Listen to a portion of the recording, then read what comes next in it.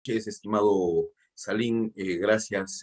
Estuvo muy interesante la ponencia del doctor Sergio Méndez. Un saludo hasta México, país donde guardo los mejores y gratos recuerdos.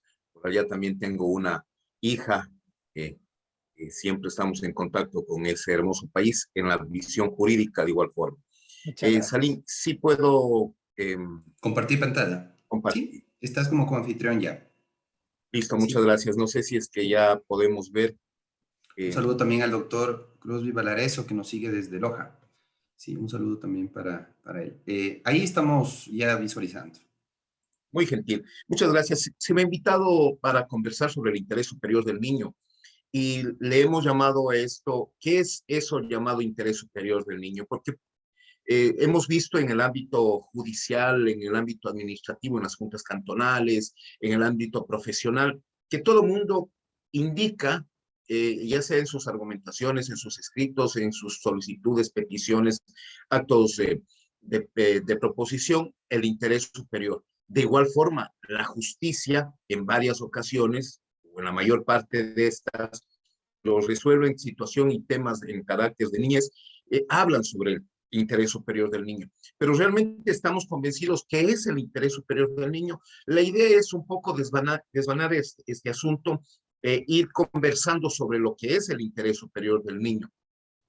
Básicamente, desde una visión de la doctrina de protección integral, desde una visión en la cual el Ecuador hoy en día se está sosteniendo y el artículo 175 constitucional nos plantea.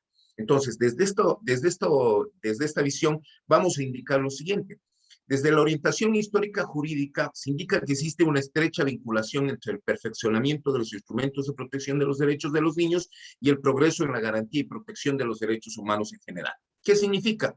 Que precisamente con el aparecimiento de varios documentos de carácter internacional que conllevan a la protección de derechos de niñez, de niños, niñas y adolescentes, tal como es la Declaración de Ginebra, tal como es la Declaración de los Derechos del Niño, el 20 de noviembre de 1959, surgen los primeros pasos precisamente en el ámbito de lo que va a ser el interés superior del niño. Es más, ya en el documento de la Declaración sobre Derechos del Niño de 1959 se establece el interés superior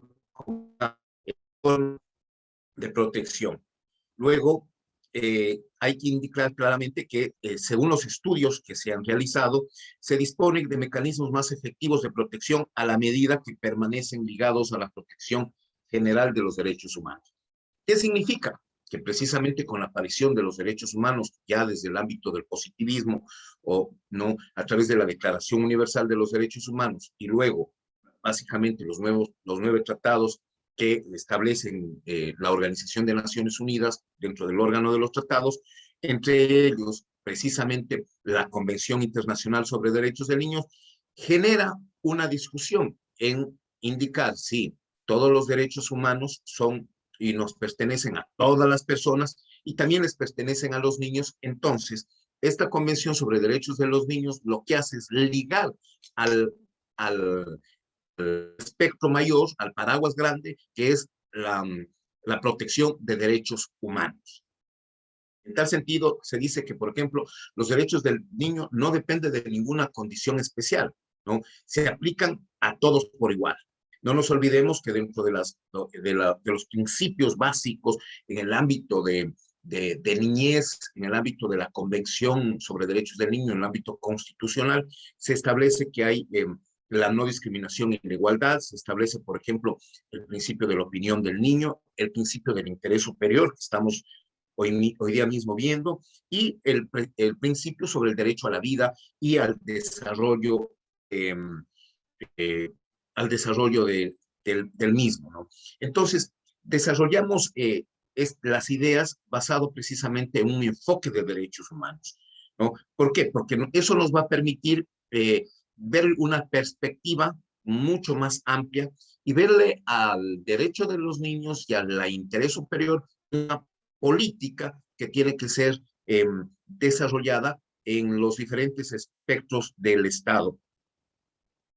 Los derechos humanos han pasado a ser concebidos como el contenido esencial. Esto significa la sustancia del sistema. Sin esto no puede existir un Estado democrático. Entonces, decimos que es un principio básico de la teoría de los derechos humanos, es que tanto los instrumentos internacionales como los nacionales son aplicables a todas las personas con independencia de cualquier particularidad. Y claro, ¿a quién me interesan los derechos de los niños? Tenemos que estar claros cuál fue la visión que anteriormente se tenía y cuál es la actual.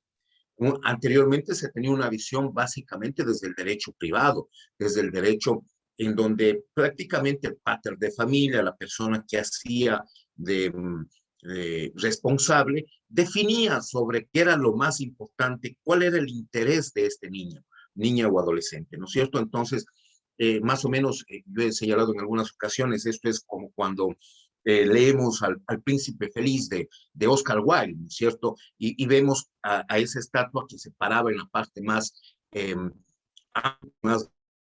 alta, además, a ver cómo funcionaba la ciudadanía y cuando funcionaba o hacía algo mal, comenzaba a poner el orden. Entonces, precisamente en este derecho privado, se decía, por ejemplo, que el Estado no podía intervenir en el ámbito de los derechos del niño, sino exclusivamente sus padres y por ende el padre de familia, básicamente. Entonces, esto pasó y deja de ser un asunto privado, deja de ser un asunto particular y se convierte ya en un asunto público. ¿Con qué?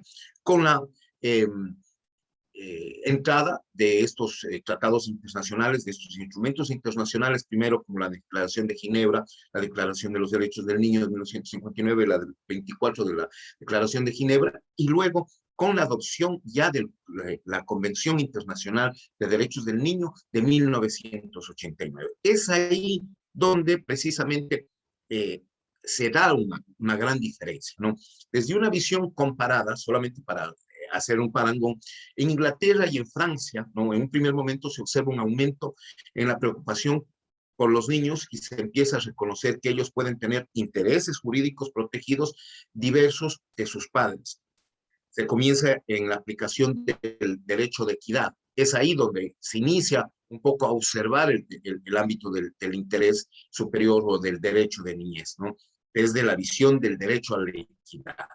Y desde luego sigue siendo un instrumento de uso, insistiendo en el ámbito de los padres. Aquí hago un análisis más o menos de lo que se decía en Inglaterra y frente al ámbito del código napoleónico que permitía precisamente el mayor bienestar al niño desde una visión en donde ya ingresa al escenario del interés público en parte. Pero sin duda alguna, este ámbito de los instrumentos internacionales conlleva precisamente a hacerlo más interesante. Pero claro, ahí viene una dicotomía. ¿Cuál es la dicotomía que sucede aquí? Es que el avance a través del reconocimiento del carácter público de la protección de los intereses de los niños, posteriormente ha sido necesario limitar las facultades del Estado para intervenir. Por un lado, que no intervenga el Estado porque es un carácter privado, es un carácter particular. Pero por otro lado, con la intervención del Estado, también se necesitaba limitar esas facultades de intervención del Estado. Entonces, ahí viene esta especie de dicotomía en el accionar de por ejemplo, hemos puesto el ámbito de la ley o el ámbito de la edad de la imputabilidad, básicamente en materia de adolescentes en conflictos con la ley. ¿Cuáles son los antecedentes del interés superior? Lo habíamos señalado, la Declaración de Ginebra, la Declaración del Niño y la Convención Internacional. También se menciona en la Convención sobre la Eliminación de todas las formas de discriminación contra la mujer en sus artículos 5 y 16, este particular.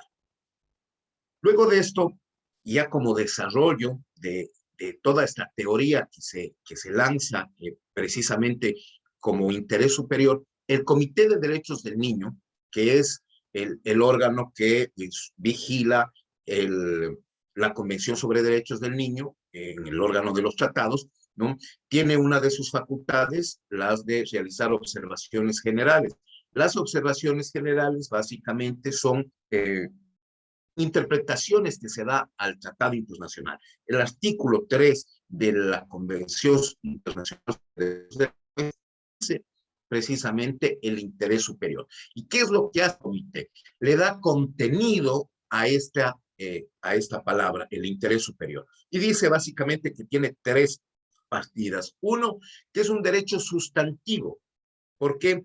Porque debe ser considerado primordialmente que se evalúe y tenga en cuenta el sopesar de distintos intereses para tomar una decisión sobre una cuestión debatida. Y la garantía de ese derecho se pondrá en práctica siempre que se tenga que adoptar una decisión que afecte a un niño, a un grupo de niños concreto o genérico o a los niños en general. Esto establece el comité. Un segundo aspecto dice que es un principio jurídico interpretativo fundamental. Sin una disposición jurídica admite más que una interpretación, se elegirá la interpretación que satisfaga de manera más efectiva el interés superior. Y tercer elemento, una norma de procedimiento. Siempre que se tenga que tomar una decisión que afecte a un niño en concreto o a un grupo de niños concreto o a los niños en general, el proceso de adopción de decisiones debe incluir una estimación de las posibles repercusiones, sean positivas o negativas, de la decisión en el niño o los niños interesados. ¿Qué significa esto? Una norma de procedimiento, básicamente, garantías procesales, la opinión del niño, la justificación de la decisión de un juez o una autoridad administrativa y las consideraciones y formas argumentativas precisamente para determinar. Justamente con estos tres elementos que ha establecido el Comité de Derechos eh, los Niños de las Naciones Unidas, se puede indicar que hay varias características frente a esto. Una de estas implica un deber del Estado para efectivizar los derechos subjetivos de estos a través de satisfacer todos los derechos. En tal sentido, un primer elemento podemos decir que es un deber, es una obligación del Estado para hacer efectivos los derechos y la satisfacción de esos mismos. Asimismo, la posibilidad de privilegiar ciertos derechos, ¿no? Cuando existen situaciones conflictivas con otros derechos. Los derechos de los niños y niñas priman sobre los de otras personas. Esto significa una prevalencia del núcleo duro de derechos de los cuales deben gozar los niños. En tal sentido, se tiene que privilegiar ciertos derechos en los cuales precisamente puede estar en controversia frente a un derecho de un niño que debe ser considerado y debe ser protegido. ¿Qué más? El Estado debe privilegiar y dar prioridad a políticas públicas a favor de este grupo.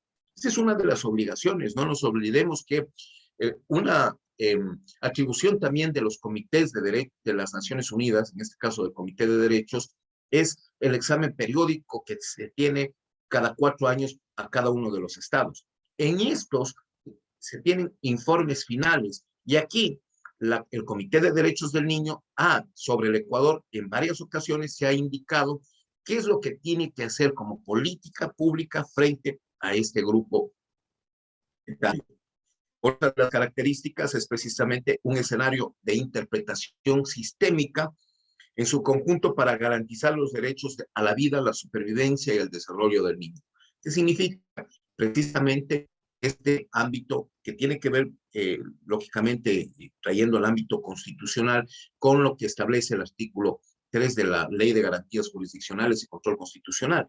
Precisamente el juez o los jueces, juezas, tienen que hacer una interpretación en un criterio holístico, un criterio amplio frente a este escenario en el que conlleva este interés superior.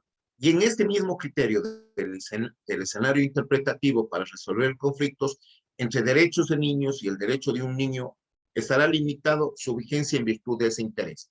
Es la única forma que se puede limitar, es precisamente para proteger el interés superior de otro niño. Esa es la idea de esta característica que a su vez ha desarrollado por parte del Comité de Derechos de los Niños. La crítica. Hay varios críticos indiscutiblemente a estos conceptos. Juan Antonio García Amado es uno de ellos critica fuertemente a la realidad frente al escenario de realizar este interés superior del menor, como lo llaman en España, ¿no? Otro de los críticos establece, por ejemplo, las normas de la Convención que hacen referencia al interés superior del niño han sido cuestionados por su vaguedad. Señala que su carácter es vago, lo cual permitiría el ejercicio discrecional del poder estatal.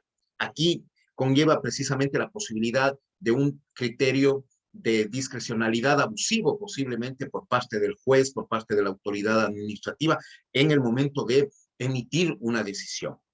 En este sentido, se ha considerado que es una indeterminada y sujeta a múltiples interpretaciones, tanto de carácter jurídico como psicosocial, que constituiría una especie de excusa para tomar decisiones al margen de los derechos reconocidos en razón de un etéreo interés superior de tipo extrajurídico. Esa es parte de las críticas que ha merecido este interés superior. ¿Qué se ha dicho en la jurisprudencia nacional e internacional? Es importante analizar que, por ejemplo, la Corte Constitucional de Transición del Ecuador se ha pronunciado básicamente en una decisión. Ha dicho que es un principio que está orientado a satisfacer el ejercicio efectivo de los derechos de los niños, hablando sobre el interés superior del niño. También la Corte Constitucional actual, la anterior, en el año 2015, desarrolló también un criterio y afirma que el interés superior del niño constituye la obligación por parte de todas las funciones que conforman el Estado de adoptar medidas legislativas, judiciales y administrativas o de otra índole encaminadas a privilegiar prioritariamente los derechos de los niños. En este mismo sentido, la misma sentencia, ¿no? La 6415 CEP-CC establece que el principio del interés superior del niño no se traduce únicamente en la facultad jurisdiccional que tiene un juez u órgano judicial para resolver sobre sus derechos constitucionales, sino que significa principalmente decidir sobre el derecho de los niños a través de diversos factores que se dirigen a resguardar el pleno y armonioso desarrollo de su poder. Muy más cercano, la Corte actual ha establecido precisamente, ya recogiendo lo que señala la observación general número 14 del Comité de Derechos del Niño, y acoge precisamente esos tres criterios que ha señalado. Otro de los aspectos indica que en este caso tiene tres obligaciones los estados: una obligación de aplicar, una obligación de considerar y explicar, y otra obligación que tiene de garantizar y considerar como primordial las decisiones. ¿Qué significa? Precisamente la obligación de aplicación de autoridades administrativas y judiciales sobre el interés superior, ¿no? Siempre y cuando sea precisamente para beneficio de un niño, niña o adolescente. Pero además también va y se debe aplicar a garantías normativas y de políticas públicas. O sea, la intención de la Corte Constitucional es precisamente indicar la responsabilidad del Estado al momento en generar una norma y al momento en generar una política pública de aplicar este principio básico.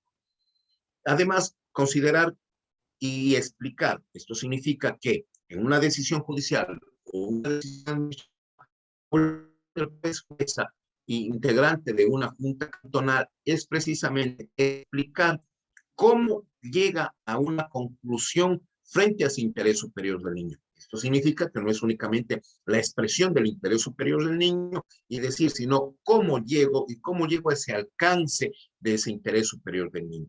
Y un tercer elemento, básicamente, que es garantizar medidas dentro del ámbito del sector privado, ¿no?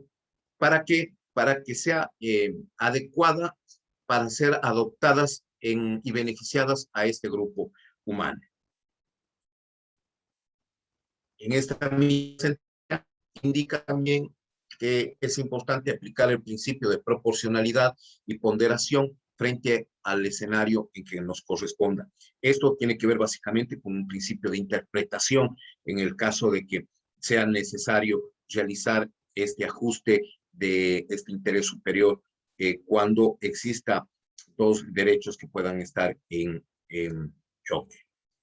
La opinión consultiva número 17 del año 2002 de la Corte Interamericana, justamente a pedido de la Comisión Interamericana de Derechos Humanos, se solicitó en su momento para que la Corte, dentro de sus facultades y atribuciones que tiene, pueda realizar una consultiva. Las opiniones consultivas básicamente son interpretaciones que damos, en este caso, a la Convención Americana de Derechos Humanos y básicamente al artículo 19. El artículo 19 de la Convención Americana se establece precisamente que el Estado, la sociedad y la familia frente a adoptar medidas que vayan a proteger a los derechos de los niños de los estados partes. Entonces, frente a este escenario, lo que hace la Corte Interamericana es recoger el artículo 19 de la Convención Americana, recoger el artículo 19 también de la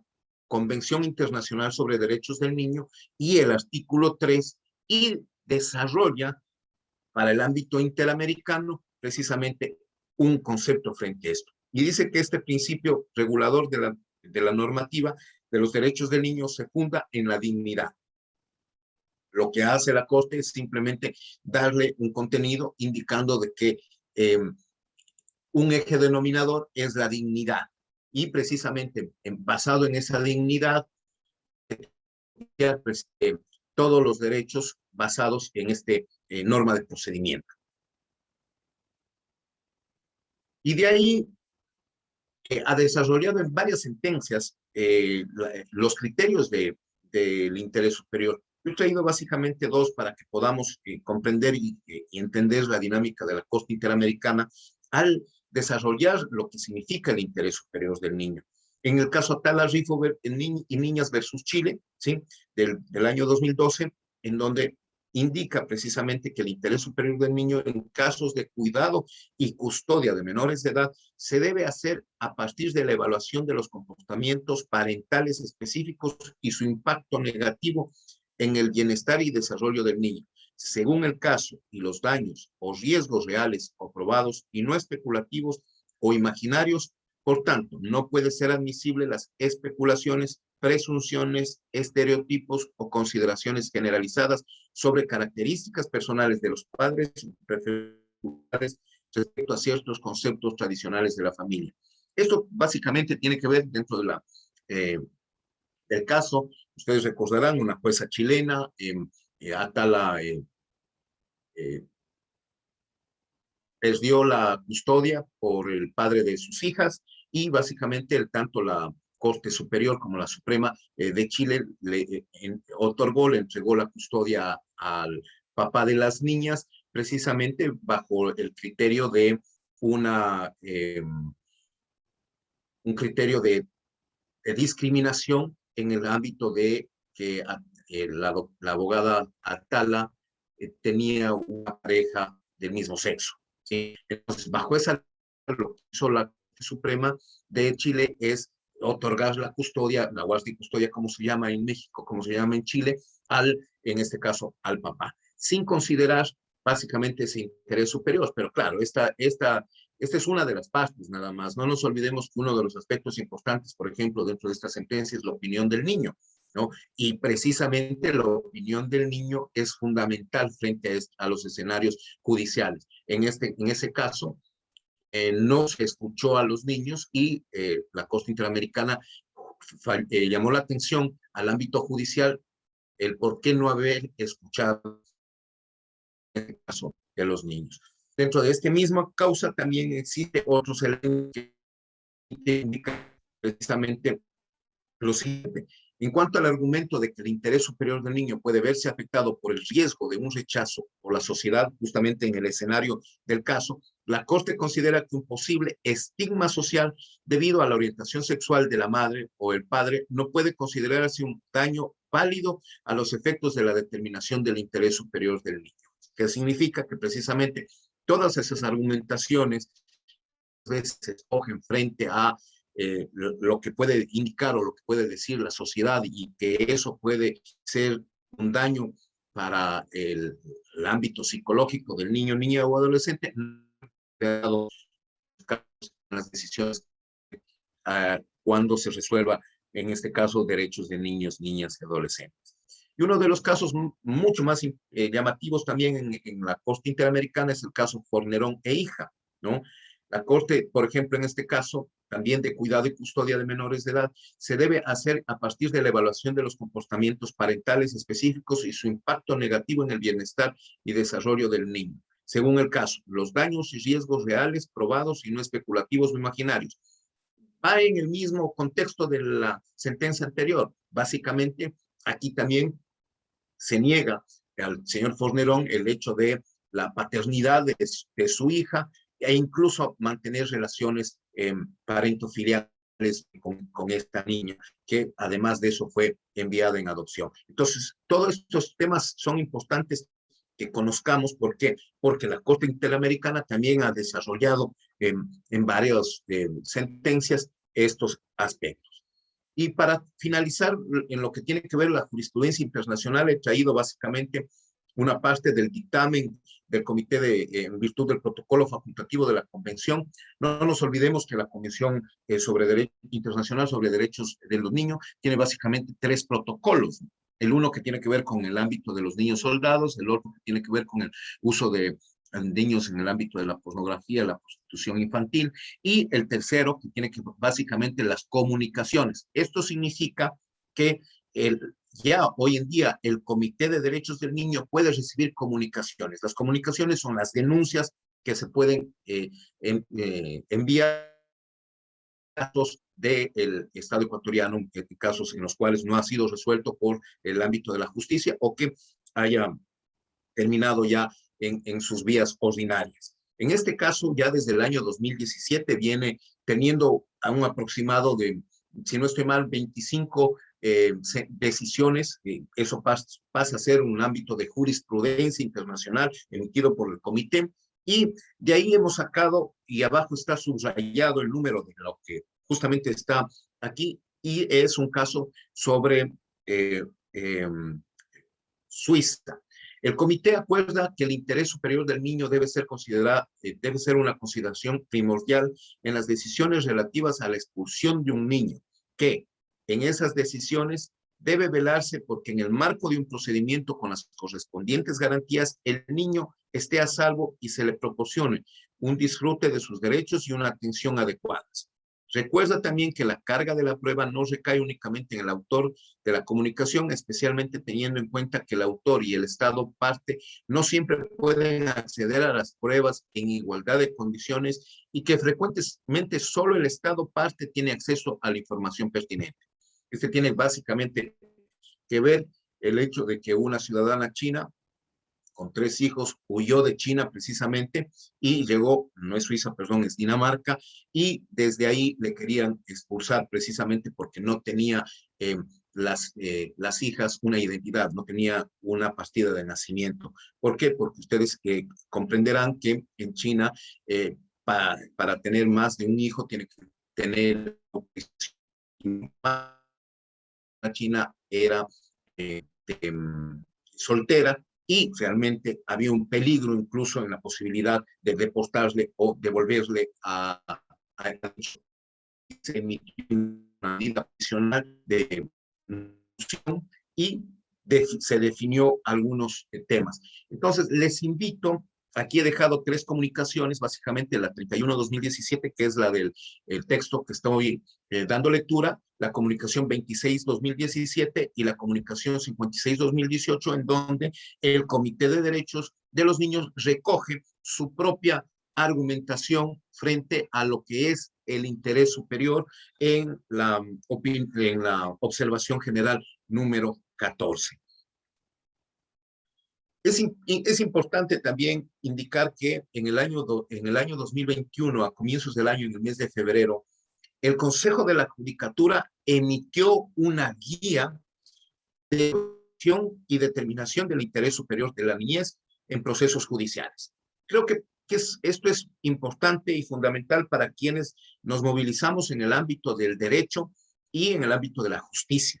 Básicamente, ustedes como profesionales, ustedes como estudiantes, ustedes como jueces, juezas, ustedes como como integrantes de juntas.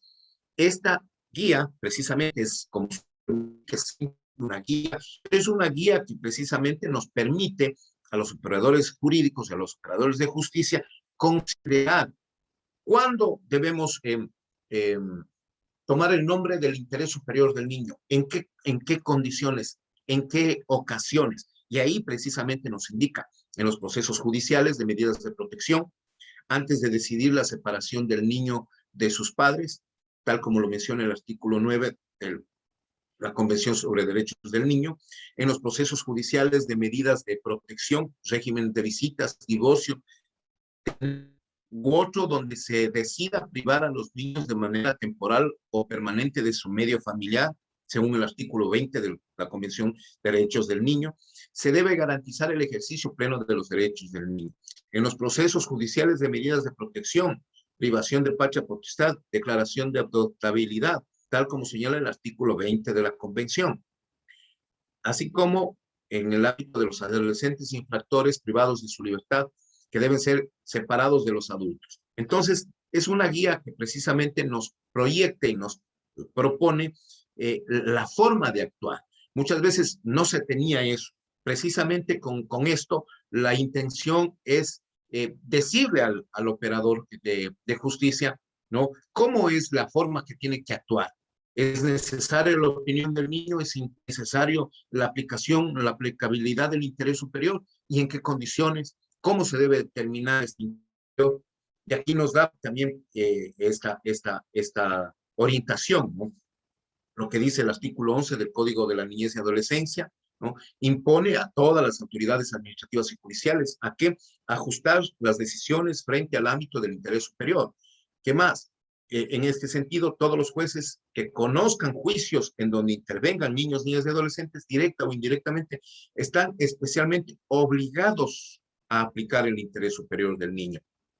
En tal sentido, una regla obligatoria que establece, en primer lugar, la Constitución en el artículo 44, que en segundo lugar se establece en el artículo 11 del Código de la Niñez y Adolescencia, que lo establece el artículo 19 de la Convención Americana de Derechos Humanos del Pacto de San José, en el mismo artículo 3 y 19 de la Convención sobre Derechos del Niño. Esto significa precisamente que es una obligación de los operadores de justicia en el ámbito administrativo, también quienes ejercen estas actividades, realizar este ámbito. Y para finalizar, indiscutiblemente, ¿qué es este interés superior? La idea del interés superior es precisamente garantizar el disfrute y pleno goce y efectivo, además, de todos los derechos de los niños, niñas y adolescentes que se encuentran, no solo en la Convención sobre Derechos del Niño,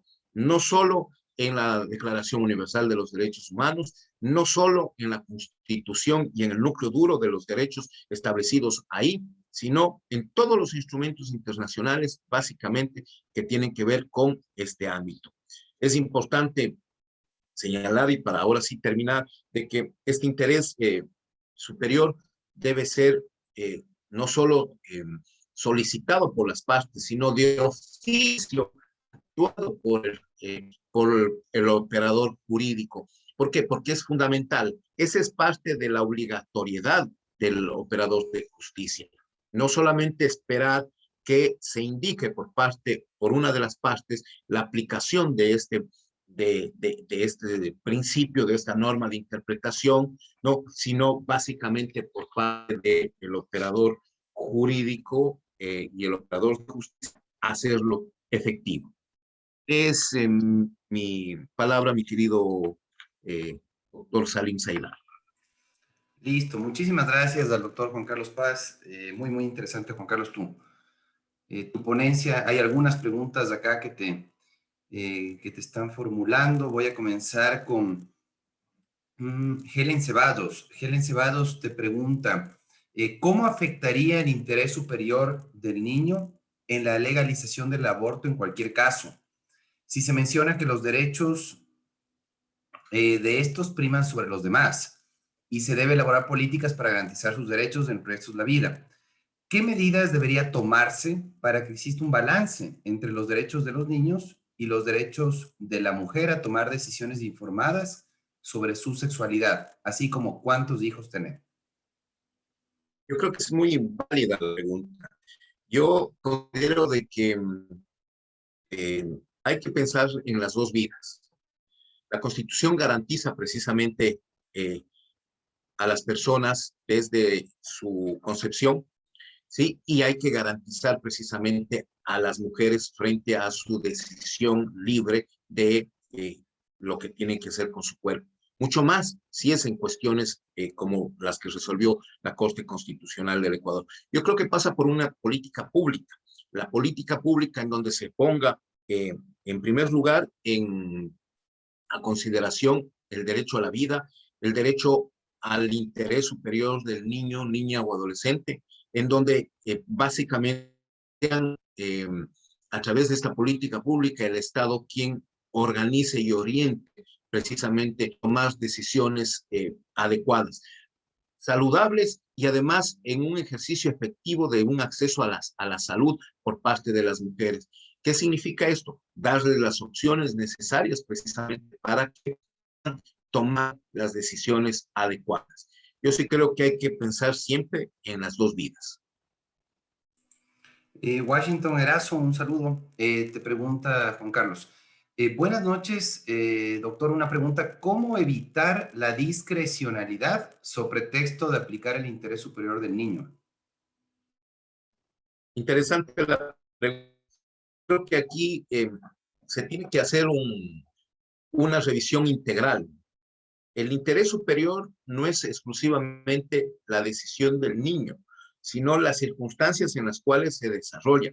O sea, esto significa que es un concepto, primero es un concepto dinámico, ¿no? Y abarca algunas perspectivas de un proceso y dentro de un juicio. Eso significa que hay que tener la perspicacia para saber cuándo y en qué contexto uno tiene que valorar ese interés superior del niño, ¿no? Entonces, eso es además, no es una regla que debe ser aplicada a todos los casos obligatoriamente. Se tiene que aplicar, es una regla de aplicación en casos en los cuales se tenga que aplicar. Y uno de ellos es distinto a cualquier otro. En tal sentido, uno tiene que verificar si es un ámbito del régimen de visitas y como lo dice la misma Corte Interamericana en el caso Fornerón e hija, si estas relaciones, ¿no?, parentofiliales no hacen ningún daño, no tienen un riesgo frente al niño, niña o adolescente, indiscutiblemente, ¿qué tiene que aplicar el juez? Ese interés superior. ¿Basado en qué? Basado en los informes de las oficinas técnicas, basado en posiblemente la opinión del niño o niño adolescente. Entonces, bajo ese criterio holístico es como se tiene que actuar. No es una regla básicamente que debe ser permeable para todos los procesos. Acá tenemos una pregunta, bueno, hay algunas preguntas, así que voy a dar lectura a la mayor cantidad de preguntas. Adriana Delgado, ¿con esta sentencia de la Corte Constitucional se ha violentado el interés superior del niño?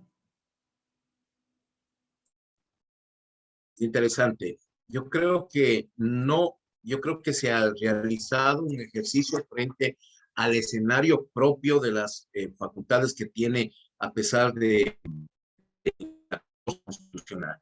Yo sí creo en la capacidad pretoriana que puede tener en este caso la Corte Constitucional y dar una salvedad frente a un escenario propio en el cual se declara la inconstitucionalidad de ciertas normas que tienen que ver con el ámbito del Código Orgánico Integral Penal.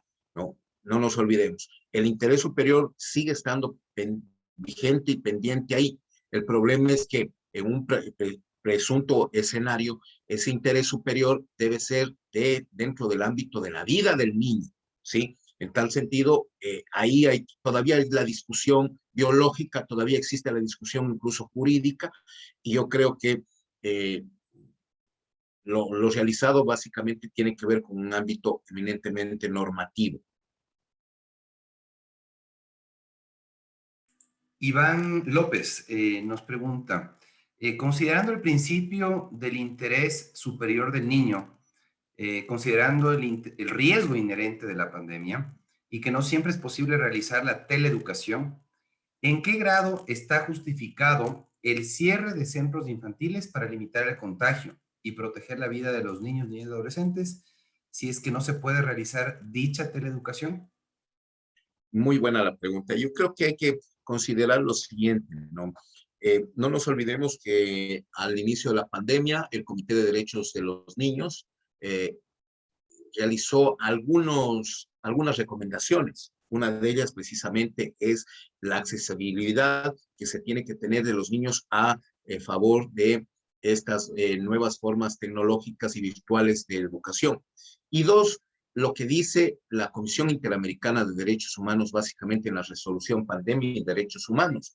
¿No? Dentro de este escenario se plantea precisamente que debe ser una política pública de acceso y de adecuación en estos escenarios y en estas nuevas, en esta nueva realidad del acceso de los niños, niñas y adolescentes a la virtualidad.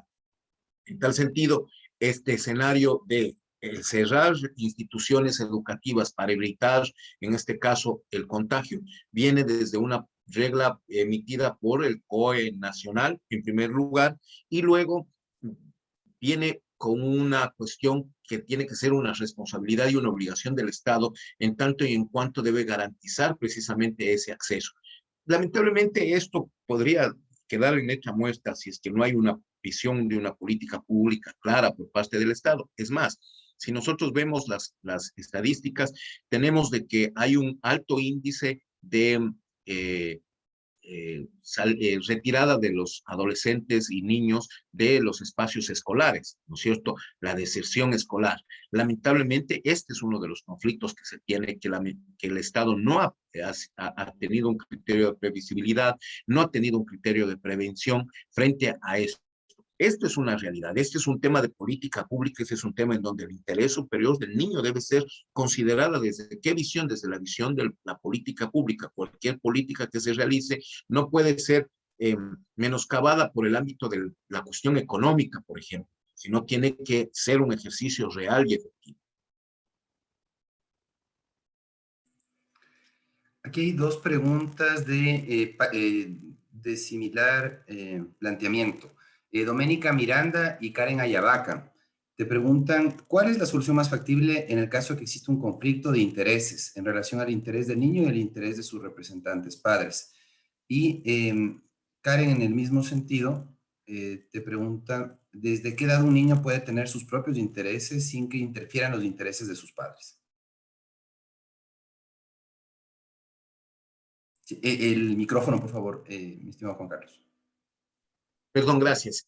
A ver, la edad no es cuestionable aquí, por si acaso, ¿no? Porque los niños pueden transmitir sus sentimientos, sus emociones, sus saberes, sus quereres a través de cualquier otra forma, ¿no? Puede ser a través de los dibujos. No nos olvidemos que en el ámbito psicológico, el test de la familia, ¿no? Nos puede brindar montones de escenarios en donde, si bien es cierto, la opinión no es verbal, pero esa opinión es a través de los profesionales, por ejemplo, de la oficina técnica, un psicólogo se me ocurre que puede darme el resultado, la observación de cómo el niño genera o cómo piensa que es su familia y cómo él se encuentra frente a esa familia. Uno, dos, la primera pregunta, perdón, Salim, no le entendí muy bien. Sí, era en el mismo sentido la pregunta de Karen. ¿Desde qué edad un niño puede tener sus propios intereses sin que interfieran los intereses de sus padres? Es la una. Y la otra de Doménica Miranda es, ¿cuál es la solución más factible en caso de que exista un conflicto de intereses en relación al interés del niño y el interés de sus padres? Bueno, se supone que aquí hay un derecho que debe adecuarse, el interés superior del niño, ¿sí? Frente a un escenario que vaya contrario a este interés. Sin embargo, es importante que aquí la autoridad judicial o administrativa resuelva bajo estos parámetros. Por ahí es importante indicar que, si bien es cierto, tenemos, por ejemplo, una regla determinada en el artículo 106 del Código de la Niñez y Adolescencia frente al ámbito de entregar la guarda y custodia o la tenencia a la madre, por poner un ejemplo, ¿no es cierto? Pero si es que ese ejercicio en el ámbito del interés superior no está adecuado, se tiene que precisamente justificar las circunstancias del por qué no la madre o por qué sí el padre o por qué cualquiera de ellos está en mejores condiciones y en mejores posibilidades para el cuidado y la protección de este niño. Yo sí creo que es importante determinar que cualquier edad es válido. Sin embargo, a pesar de que la Corte Constitucional ha desarrollado una teoría que yo personalmente no comparto, que es la teoría de los años tiernos, ¿sí? En donde se indica que mientras menos edad tenga el niño, por los años tiernos, mayor es la posibilidad del cuidado y la protección por parte de su madre. Sin embargo, bajo las circunstancias y las dinámicas, incluso que dice el mismo protocolo de San Salvador, el protocolo facultativo de la Convención Americana de Derechos del Niño, que establece que no se le puede separar al niño de corta edad de su madre, pero básicamente basado en un ámbito de derechos económicos, sociales y culturales que tiene que ver con el ámbito de la alimentación y el ámbito de la nutrición. Es claro que naturalmente ahí hay un ejercicio adecuado por parte de la madre. Sin embargo, desde cualquier otra visión, yo sí considero que debe hacerse un ejercicio adecuado frente a esta decisión. Hay 8 preguntas más, así que creo que nos vamos a extender un poquito. A ver, aquí Cristina Morales tiene una interesante pregunta para nuestro expositor.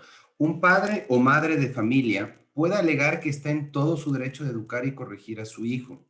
En este sentido, ¿cuándo deja de ser un asunto privado que se maneja dentro de casa y pasa a ser un asunto público en donde interviene el Estado? ¿Cómo el Estado llega a conocer del caso?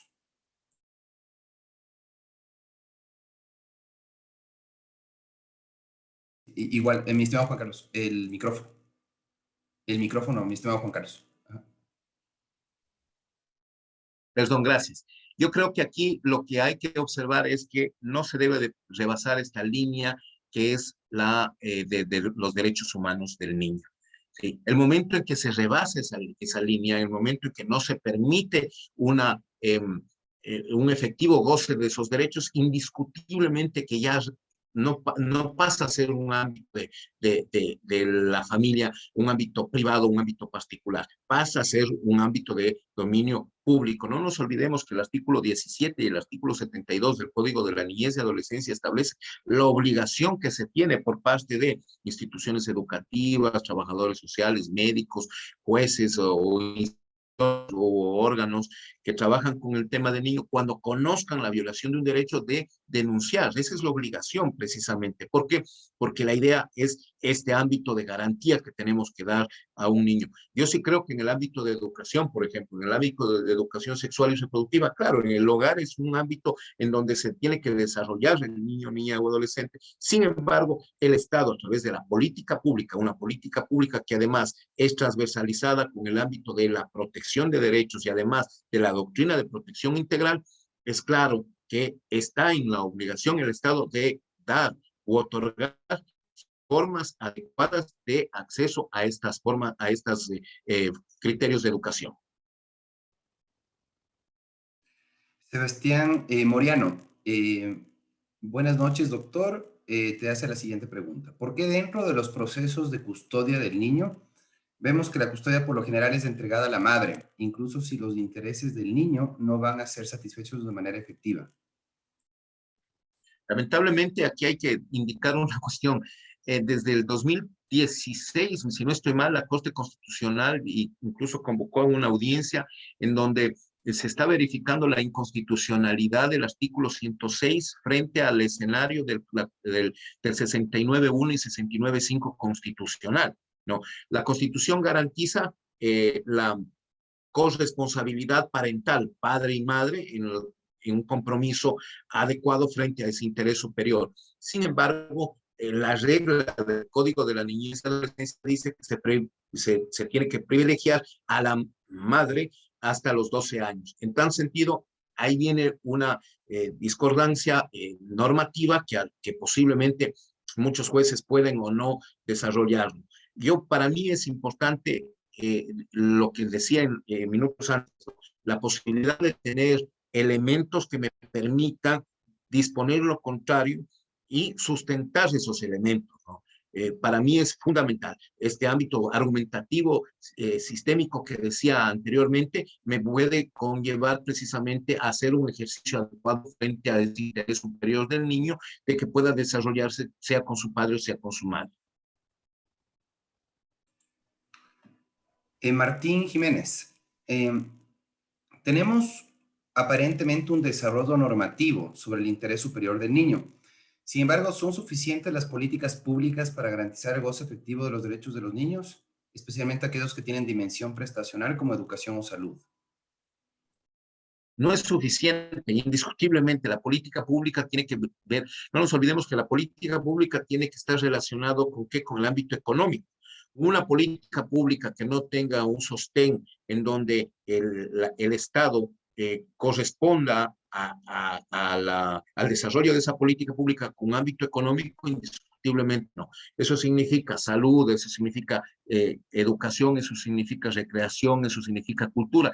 Y aquí viene una línea que tampoco no nos gusta cruzar ni a los jueces, ni a mucha gente, la línea que tiene que ver con los DESCA, ¿no? Es fundamental los derechos económicos, sociales y culturales y el goce efectivo de derechos. Yo creo que va siendo hora de que jueces y juezas y juntas cantonales determinemos ámbitos que tienen que ver con la cuestión de la política pública, en donde obliguemos al Estado a realizar, a ejecutar de forma adecuada, a planificar de forma adecuada política pública que tenga criterios de sostenibilidad y que tenga criterios de disponibilidad para futuro. Por acá tenemos una pregunta de, a ver, Gaby Guerrero. En Ecuador, el sistema procesal cumple de una manera adecuada la idea del interés superior del niño.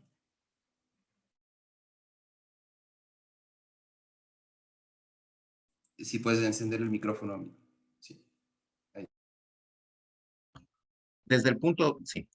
Desde el punto de vista normativo, el artículo 44 constitucional establece el interés superior del niño. El artículo 11 establece el interés superior del niño. Es claro que hay un cuerpo normativo. Lo que tenemos que hacer básicamente es darle viabilidad, darle movilidad a este interés superior del niño. Y yo sí creo que es importante que un test argumentativo adecuado, en donde realmente resolvamos a través de una forma hermenéutica adecuada este ejercicio, porque lo otro es simplemente poner nuestras decisiones por el interés superior del niño y que sea solamente, lo he dicho en ocasiones, un cliché y que nada desarrollemos sobre ese interés superior del niño. Yo creo que es importante y fundamental darle contenido a las decisiones, darle contenido y sostenibilidad a la argumentación. Esto significa adecuar en las formas de interpretación que se tenga este interés superior. Perfecto. Eli Herrera, ¿cuáles son algunos de los actos en que la Convención sobre los Derechos del Niño ha sido más eficaz? Yo creo que, a ver, los derechos del niño pasan por varios escenarios. No podemos decir si es que son o no son eficaces o cuáles son los mayores o menores eficaces. Yo creo que hay un deber ser, ¿no? El deber ser de la Convención sobre Derechos del Niño es la idea de que todos los niños tengan derechos. Esa es la idea, ese es el deber ser. Sin embargo, es claro que para ejecutar esa convención, tanto México, tanto Chile, tanto Argentina como Ecuador, tienen que desarrollar políticas públicas efectivas, ¿no? Tiene que haber programas que sostengan estos derechos y tengan que haber decisiones judiciales y administrativas adecuadas precisamente a ese rol que se está solicitando por parte de la Convención sobre Derechos del Niño. Entonces, yo no creo que hay uno o dos derechos que se puedan, o sea, yo creo que el Ecuador todavía le debe mucho a la convención, le debe mucho a los niños, ¿sí? Está en deuda con niños, niñas y adolescentes frente a un montón de escenarios, ¿sí? Sin embargo, creo que el Estado todavía está y tiene que cumplir su rol eficaz y efectivo en esos derechos.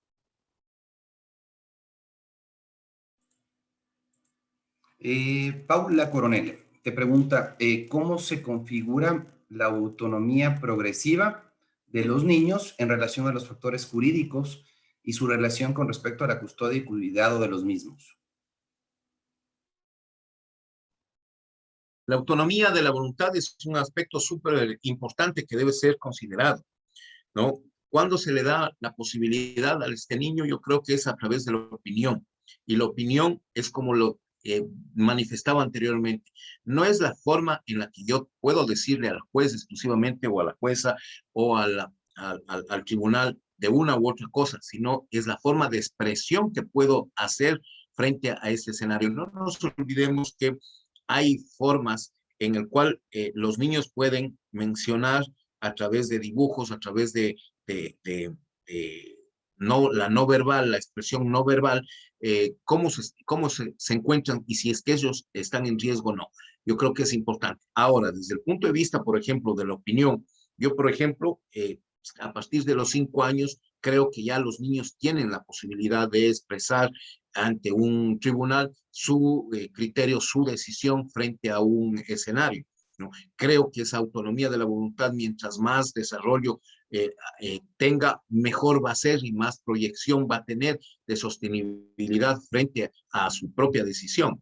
En tal sentido, esto también tiene que ver básicamente con cada caso, con cada circunstancia, con cada niño, niña o adolescente, y en conformidad a eso tiene que haber una decisión o una respuesta.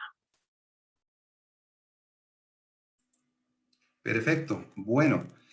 Bueno, por acá se nos ha escapado, por cierto, de Marta Macías.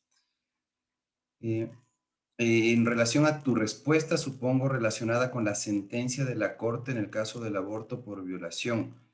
Eh, Seguramente se preguntaba esto relacionado con tu comentario.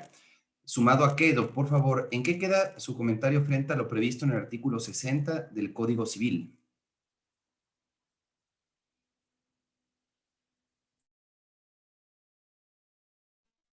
Gracias. El Código Civil establece básicamente la circunstancia en la cual se llega a tener vida una persona. Sí, yo creo que aquí es una cuestión de integralidad. Yo creo que aquí es un tema de derechos. Eso es un tema bastante difícil, bastante polémico, que creo que tiene que ser desarrollado.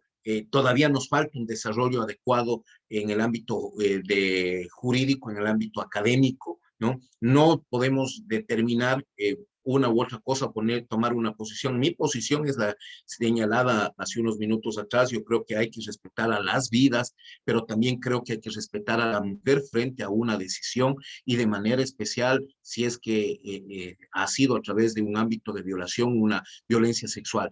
Yo sí creo que hay que generar esta concepción, y además esta tiene que pasar, insisto, por una política pública en la cual el Estado corresponda precisamente en otorgar a las mujeres, en general a los hombres, facilidades para un ámbito de orientación en sus relaciones humanas, en sus relaciones sociales y en su propia orientación de educación sexual y reproductiva.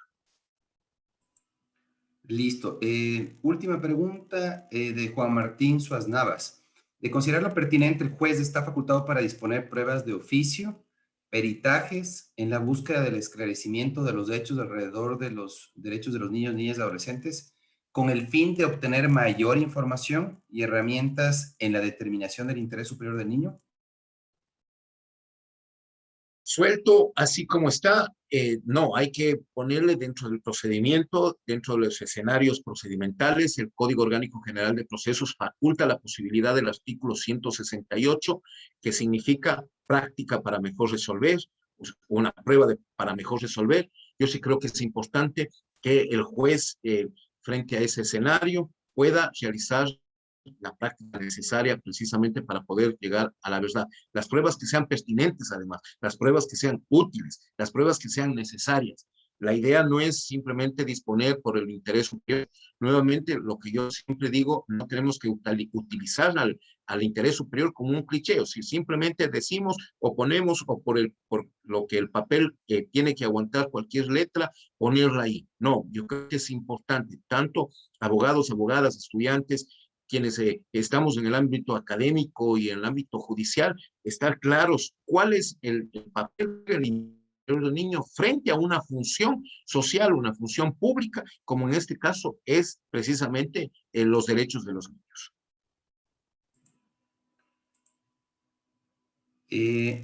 A ver, una respuesta tal vez rápida, mi estimado Juan Carlos, abusando de tu tiempo y el de Sergio. Marisol Díaz dice, ¿en qué consiste el procedimiento de juzgamiento de un adolescente infractor, tomando en cuenta el interés superior? ¿Se podría generar una vulneración a sus derechos? Bueno, aquí es importante indicar la opinión consultiva número 17 del año 2002 de la Corte Interamericana de Derechos Humanos estableció algunos parámetros que deben ser observados en precisamente en los procesos de adolescentes en conflicto con la ley penal. Yo creo que es valioso e importante analizar estos instrumentos como otras reglas, ¿no? Las reglas de Beijing, por ejemplo, que tiene que ver básicamente con estos ámbitos de adolescentes en conflicto con la ley. Una vez que se desarrolle esto, es claro que siempre he dicho que atrás de un adolescente existe un adulto que está trabajando, que está haciendo un ejercicio eh, eh, de fuerza, posiblemente frente al adolescente, y esos temas también tienen que ser observados. Sí creo que esto es un tema mucho más amplio, mucho más integral frente a los derechos propios de los adolescentes y este ejercicio de un debido proceso adecuado, un acceso a la justicia adecuado, el ser escuchado en las mejores condiciones frente a un escenario de penal que muchas veces pasan los adolescentes. Listo. Tenemos una pregunta que se me ha escapado, Daira Ruiz. ¿Cuáles son los requisitos a tomar en cuenta al momento de realizar una ponderación de derechos en caso de que exista un conflicto entre los intereses del niño y el interés parental? Sí, bueno, en la misma línea que formuló Doménica Miranda y Karen Ayavaca. Yo creo que es importante lo siguiente, ¿no? El escenario de las mejores condiciones que le dé el progenitor frente a las garantías de sus derechos en el ámbito de educación, en el ámbito de desarrollo, en el ámbito de vida, en el ámbito de desenvolvimiento, ¿no? Yo creo que en esta situación, una vez que se haga un análisis integral frente a eso, se tiene que resolver sobre quién garantiza de mejor forma. Ahora, desde mi visión, yo siempre he dicho que la custodia compartida puede ser una forma de garantizar a este niño, niña o adolescente un ejercicio adecuado de sus derechos. Lamentablemente, el Estado ecuatoriano todavía no ha ejercitado la posibilidad de, en el ámbito legislativo, la posibilidad de llevar el ámbito del debate a ese nivel, ¿no? No sé si es que la Corte Constitucional estará en la posibilidad de algún momento de generar este debate. No nos olvidemos que en las mismas circunstancias se encontraba Colombia, el artículo 45 del Constitucional colombiano establece este interés superior, sin embargo tampoco se reconocía la custodia compartida o la tenencia compartida, como se quiera indicar, en el país hermano. Y fue una decisión a través de la Corte Constitucional colombiana la que se emitió a favor de esta nueva forma, de este nuevo rol que tiene que ver. Desde luego, si nosotros leemos el artículo 69.1 y 69.5 constitucional, en donde se indica que la responsabilidad del desarrollo, del crecimiento de la vida, es de los dos padres, de los progenitores, es indiscutible que la idea final básicamente es esta posibilidad.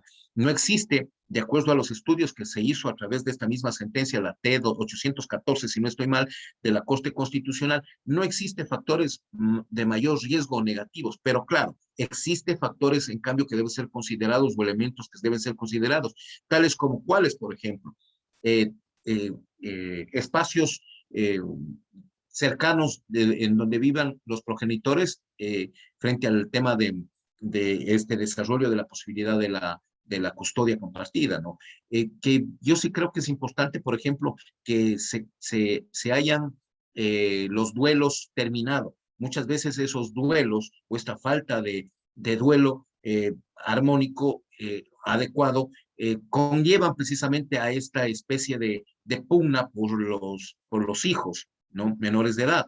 Entonces, y un elemento importante es que los progenitores estén claros en la figura de la custodia compartida o de la tenencia compartida y que eso beneficia sin duda alguna a el crecimiento, al desarrollo de la personalidad del propio niño, niña o adolescente. Listo, muchísimas gracias, Juan Carlos. Gracias, Sergio, por estas brillantes ponencias que nos han compartido en esta primera jornada del evento académico que organiza la Facultad de Jurisprudencia de la PUCE y que ha buscado justamente los mejores perfiles, como en este caso lo han demostrado justamente Sergio y Juan Carlos. Gracias por el dominio que han demostrado en los temas, por la evidente experticia sobre el debido proceso, sobre los derechos de los niños, particularmente sobre el interés superior. Creo que ha sido muy enriquecedora esta primera jornada. Quiero agradecerles de manera muy sincera a Juan Carlos y a Sergio. Creo que las preguntas que han surgido justamente demuestran el interés que han generado ustedes con sus ponencias. Así que muchísimas gracias a Sergio, a Juan Carlos. Antes de darle la palabra a Sergio también, quería invitarles el día de mañana. Vamos a tener la segunda jornada con Jennifer Benítez y un grupo de personas sordas que nos van a compartir parte de sus experiencias, los trabajos que se realizan para proteger a esta parte muy importante de nuestra sociedad. Y además de eso va a haber una pequeña explicación, digamos, de lo que es la lengua de señas. Sí, va a ser muy interesante esta jornada en ese sentido. También vamos a tener la participación de un destacado colega, profesor universitario de la UES, ¿sí? De la Universidad de Espíritu Santo en Guayaquil, que ha preparado un anteproyecto de ley. Un anteproyecto de ley muy interesante para la protección del derecho de imagen y voz. Se trata de Flavio Arosemena, que nos va a compartir algunos de sus criterios sobre esta interesante temática, ¿sí? Vamos a tener jornadas hasta el día jueves, ¿sí? Hasta el día jueves. Y retomamos, no olviden, la próxima semana también, ¿no? El día lunes tenemos una jornada muy interesante con don Pedro Restrepo, doña Alexandra Córdoba, padres de personas, de personas desaparecidas. Va a ser muy interesante escuchar a estos dos referentes de la causa de las desapariciones en el país.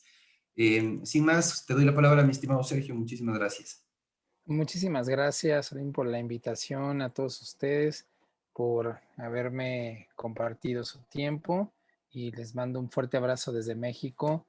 Ha sido también un placer escuchar al doctor Juan Carlos y conocerles. Muchas gracias, infinitas.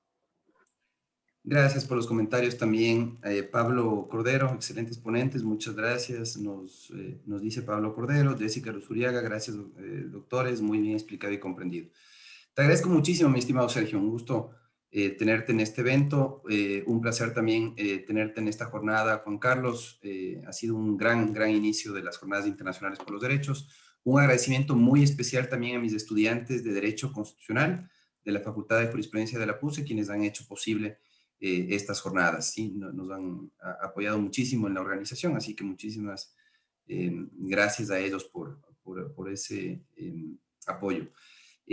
Mañana comenzamos a las 6 con el mismo enlace. Pueden acceder a través de Zoom, YouTube o también a través de Facebook, ¿no? Facebook, YouTube y Zoom.